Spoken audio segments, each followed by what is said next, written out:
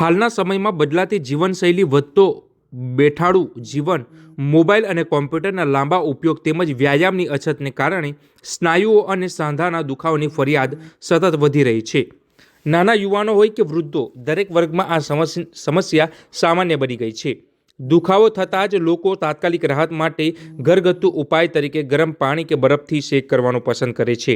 પરંતુ મોટાભાગના લોકોને એ સમજ નથી પડતી કે ક્યારે ગરમ શેક કરવો અને ક્યારે ઠંડો શેક કરવો. આ મુદ્દે નવસારીના આયુર્વેદિક ડૉક્ટર એવા ભાર્ગવ તન્ના સાથે વાતચીત કરતા તેમણે જણાવ્યું હતું કે ગરમ અને ઠંડા શેક બંનેની કામગીરી અલગ અલગ છે અને તેનો ખોટો ઉપયોગ થવાથી રાહત મળવાની જગ્યાએ તકલીફ વધવાની શક્યતા પણ રહે છે. ડૉક્ટર ભાર્ગવ તન્નાએ જણાવ્યું કે ઠંડા શેકનો મુખ્ય હેતુ દુખાવાવાળી જગ્યાએ જે શૂન્યતા પેદા કરવાનો હોય છે, ત્યારે બરફ કે ઠંડા પાણીથી શેક કરવામાં આવે છે. ત્યારે તે જગ્યાઓની નસો સંકોચાય છે, જેને વૈજ્ઞાનિક રીતે વેસોકન્ટ્રિક્શન કહેવામાં આવે છે. નસો સંકોચાય એટલે ત્યાં પહોંચતું લોહી ઓછું થાય છે, જેના કારણે બ્લડ સર્ક્યુલેશન ઘટે છે. આ પ્રક્રિયા દુખાવાની તીવ્રતા ઘટાડવામાં મદદ કરે છે અને ખાસ કરીને સોજો વધતો અટકાવે છે.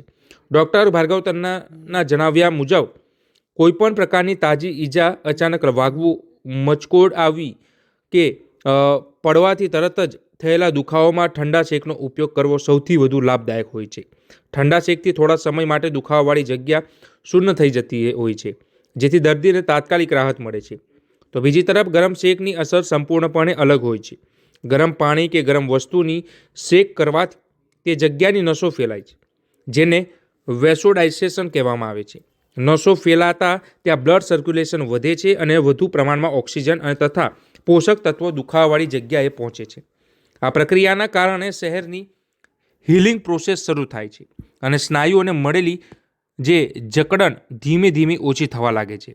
ત્યારે આ સમગ્ર બાબતને સરળ શબ્દોમાં સમજાવતા ડૉક્ટર ભાર્ગવ તન્નાએ કહ્યું હતું કે જ્યાં પણ દુખાવો નવો હોય ત્યાં બ્લડ સર્ક્યુલેશન થોડા સમય માટે ઘટાડવાની જરૂર હોય છે અને ત્યાં ઠંડો શેક કરવો જોઈએ. જ્યાં દુખાવો જૂનો હોય અને ત્યાં બ્લડ સર્ક્યુલેશન વધારવાની જરૂર હોય છે, ત્યારે ગરમ શેક વધુ ફાયદાકારક સાબિત થાય છે.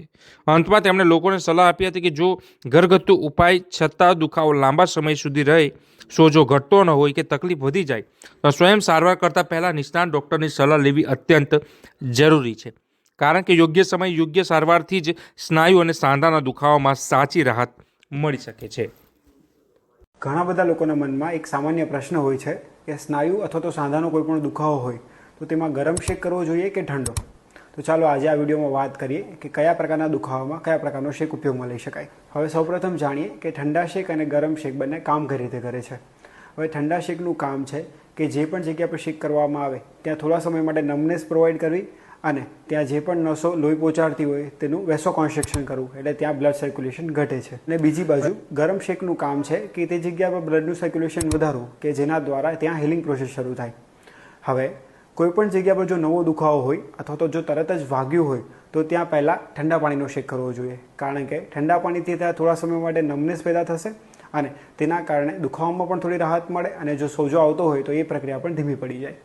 અને બીજી બાજુ જો કોઈ જૂનો સ્નાયુ અથવા તો સાંધાનો દુખાવો હોય કે ત્યાં શરીરમાં સોજા આવતા હોય અથવા તો સ્ટીફનેસ આવતી હોય, ત્યાં ગરમ પાણીનો શેક કરવો જોઈએ, કારણ કે ગરમ પાણીના કારણે ત્યાં બ્લડનું સર્ક્યુલેશન વધે છે અને સોજા પણ ધીમે ધીમે ઓછા થાય છે. આવી રીતે જ્યાં પણ નવો દુખાવો હોય અથવા તો જ્યાં બ્લડ સર્ક્યુલેશન ઘટાડવાની જરૂર હોય ત્યાં ઠંડો શેક કરવો જોઈએ અને જ્યાં પણ દુખાવો જૂનો હોય અથવા સ્ટીફનેસ રહેતી હોય, એટલે કે જ્યાં બ્લડ સર્ક્યુલેશન વધારવાની જરૂર છે, ત્યાં ગરમ પાણીના શેકનો ઉપયોગ કરવો જોઈએ.